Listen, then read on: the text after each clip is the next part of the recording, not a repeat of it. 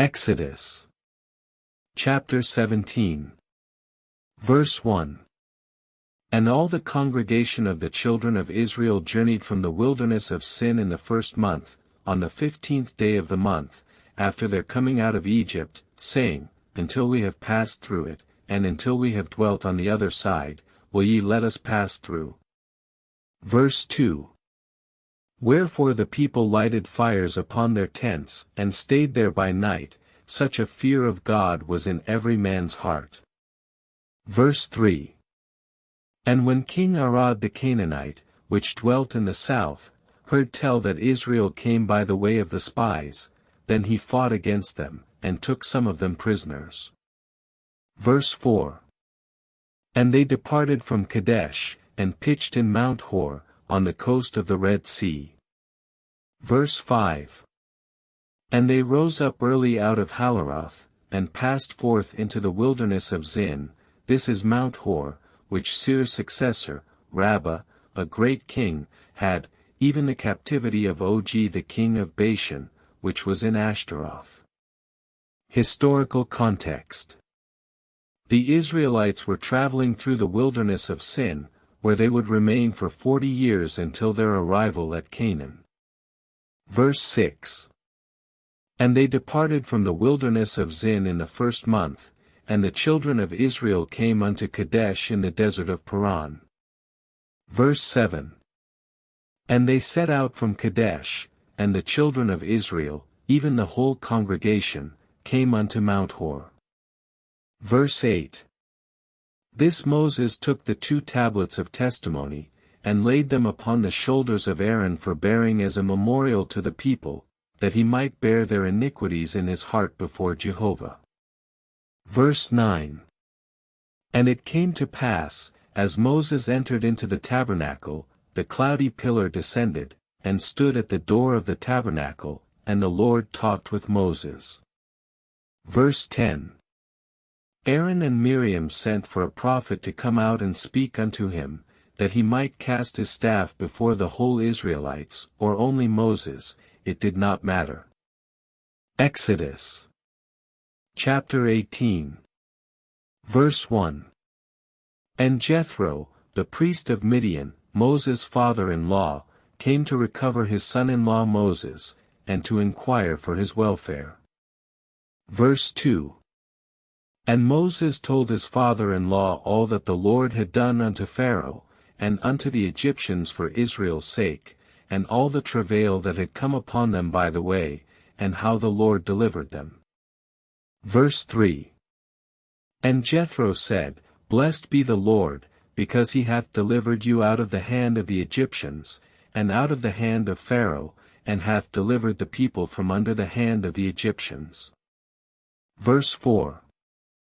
Now I know that the Lord is greater than all gods, for in the thing wherein they dealt proudly he was above them. Verse 5. And Jethro offered a burnt offering unto the Lord, and Aaron came, and all the elders of Israel, to eat bread with Moses' father-in-law before God. Historical context. The priestly office was an essential institution in both Egypt and the Near East, serving as mediators between gods and humans.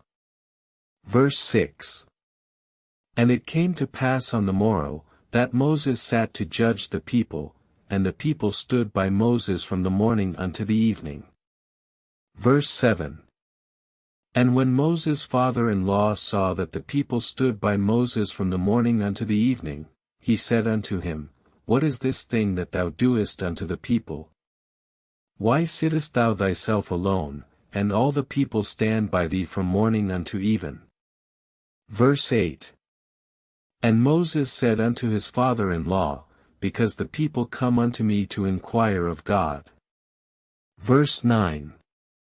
When they have a matter, they come unto me, and I judge between one and another, and I do make them know the statutes of God, and the laws of Israel. Historical context. The establishment of a clear system for judging disputes was crucial in maintaining social order within ancient Israelite communities. Verse 10. And Moses' father-in-law said unto him, the thing that thou doest is not good. Verse 11. Thou wilt surely wear away, both thou, and this people that is with thee, for this thing is too heavy for thee, thou art not able to perform it thyself alone. Verse 12. Hearken now unto my voice, I will give thee counsel, and God shall be with thee, be thou for the people to God ward, that thou mayest bring the causes unto God. Verse 13. And thou shalt teach them ordinances and laws, and shew them the way wherein they must walk, and the work that they must do. Verse 14. Moreover thou shalt provide out of all the people able men, such as fear God, every man from his brethren among them, and make them rulers over thousands, and rulers over hundreds, and rulers over fifties, and rulers over tens. Historical context. The appointment of local leaders was a key component of Moses' administration, allowing for greater regional autonomy. Verse 15. And let them judge the people at all seasons, and it shall be, that every great matter they shall bring unto thee, but every small matter they shall judge, so shall it be easier for thyself, and they shall bear with thee. Verse 16. If thou shalt do this thing, and God command thee so, then thou shalt be able to endure, and all this people shall also go to their place in peace. Verse 17. So Moses hearkened to the voice of his father-in-law, and did all that he had said. Verse 18. And Moses sent those men away, and they departed, and went about in the tabernacle of witness. Verse 19. And it came to pass, as soon as he came nigh unto the tabernacle, that Jethro his father-in-law brought a burnt offering. Verse 20. And Aaron came, and all the elders of Israel, to eat bread with Moses father-in-law before God. Verse 21.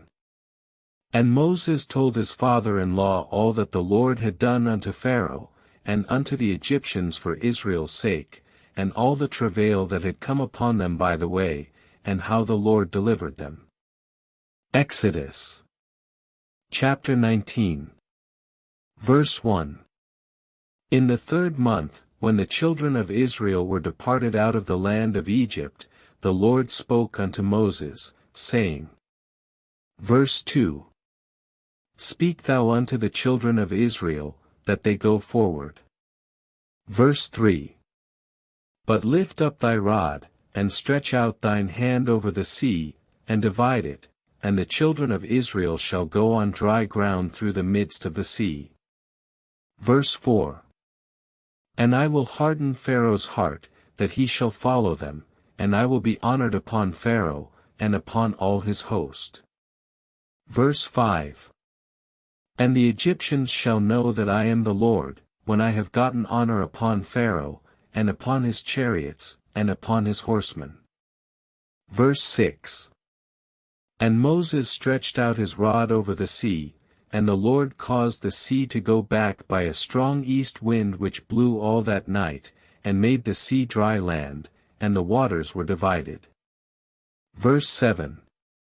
And the children of Israel went into the midst of the sea upon the dry ground, and the waters were a wall unto them on their right hand, and on their left. Verse 8. And the Egyptians pursued, and went in after them to the midst of the sea, even all Pharaoh's horses, his chariots, and his horsemen. Verse 9. And it came between the host of the Egyptians and the host of Israel, and the hand of the Lord was upon the host of Egypt, and discomfited them. Verse 10. And in the sight of all the house of Israel the Lord shook off the waters from off the land, and the children of Israel went into the midst of the sea upon dry ground. Verse 11. And the Egyptians said, Let us flee before the face of Israel, for the Lord fighteth for them against the Egyptians. Verse 12. And he took off their chariot wheels, that they drave them heavily, so that the Egyptians said, We shall flee before Israel, for the Lord hath fought for them against the Egyptians.